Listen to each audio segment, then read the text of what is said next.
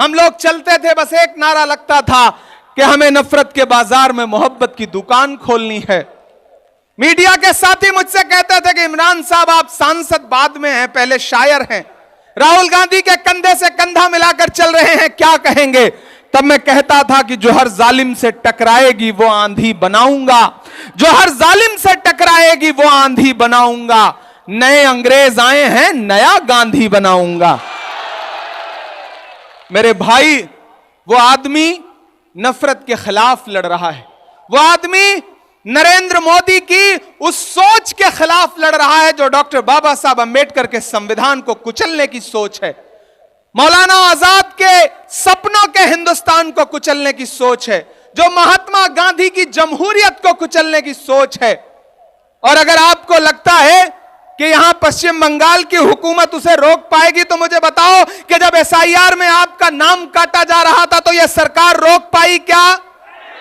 नहीं रोक पाई ना, क्योंकि जो आपके खिलाफ साजिशें किए बैठे हैं वो बहुत बड़े लोग हैं। उनको कोई रोक सकता है तो सिर्फ कांग्रेस पार्टी रोक सकती है, उनको कोई रोक सकता है तो सिर्फ राहुल गांधी रोक सकता है। हम आपको भरोसा दिलाते हैं, आप इमरान विक्टर को एमएलए बना करके असेंबली में पहुंचाइए। जिन जिन हाथों से, जिन जिन उंगलियों से, जिस जिस कलम से आपका नाम जानबूझ करके एसआईआर से काटा गया है, उनका गिरेबान पकड़ करके उन्हीं से आपका नाम पूरे दस्तावेजों के साथ फिर से डलवाने का काम किया जाएगा। उसकी लड़ाई लड़ी जाएगी, कोई साजिश चलने नहीं दी जाएगी। और ये जो नूरा कुश्ती चलती है ना भाजपा और टीएमसी के बीच में, उस नूरा कुश्ती को भी समझो, उस खेल को समझो। वो खेल बिल्कुल ऐसा है कि एक आदमी बस में चढ़ा सफर करने के लिए, टिकट बनवाने के लिए, जब उसने जेब में हाथ डाला तो देखा तो उसका तो जेब ही कट चुकी थी, पर्स गायब। टिकट कलेक्टर बगल में खड़ा, उसने कहा पैसा दो, उसने कहा साहब जेब कट गई। बोला बहुत लोग आते हैं बताते हैं जेब कट गई, झूठ मत बोलो, पैसा दो वरना हाथ पकड़ के उतार दूंगा।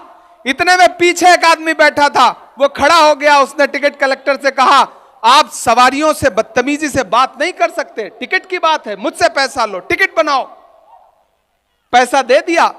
पूरा बस के जितने यात्री थे ताली बजाने लगे कि कितना शरीफ आदमी है। बाद में पता चला कि उसी ने जेब काटी थी।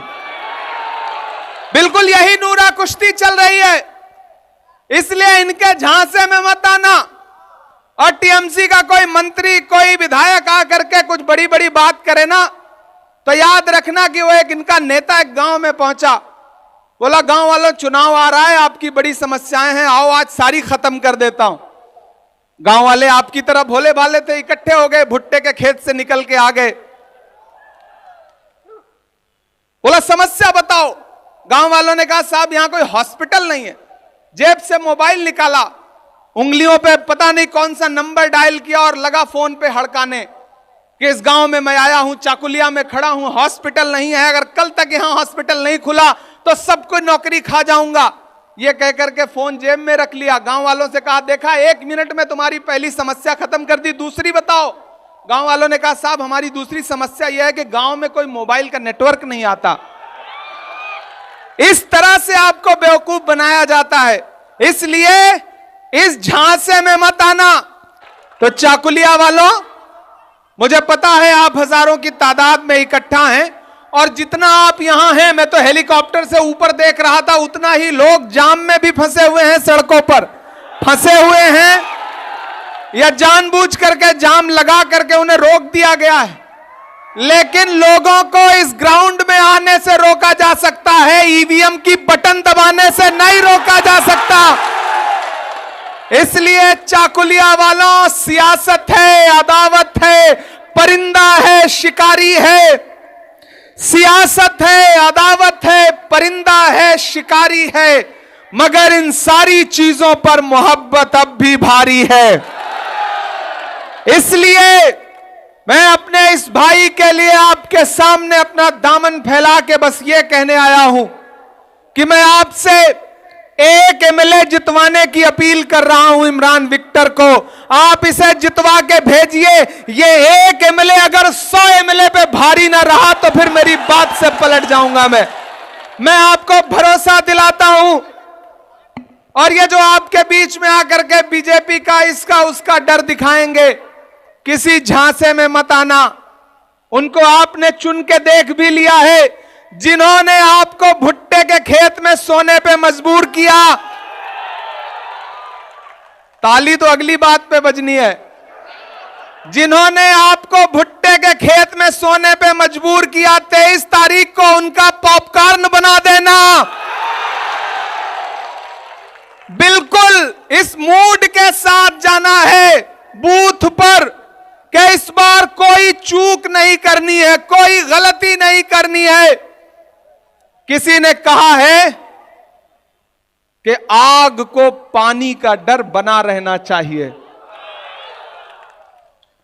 ये जो नफरत की आग है और ये जो हुकूमत जलाने की कोशिश करती है, उसके खिलाफ पानी कौन है?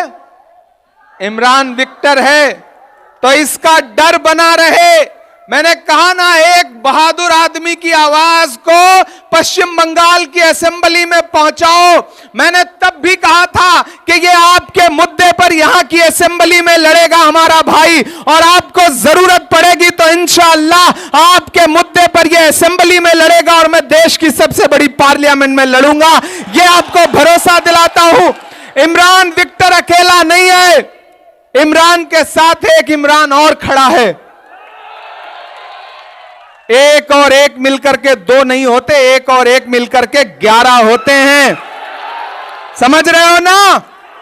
तो अगर चाहते हो कि मैं भी मजबूत हूं, मुझे भी ताकत मिले, और अगर यह भी चाहते हो चाकुलिया वालों कि 2029 में दिल्ली में गद्दी पर प्रधानमंत्री बनकर के राहुल गांधी बैठे, चाहते हो ना?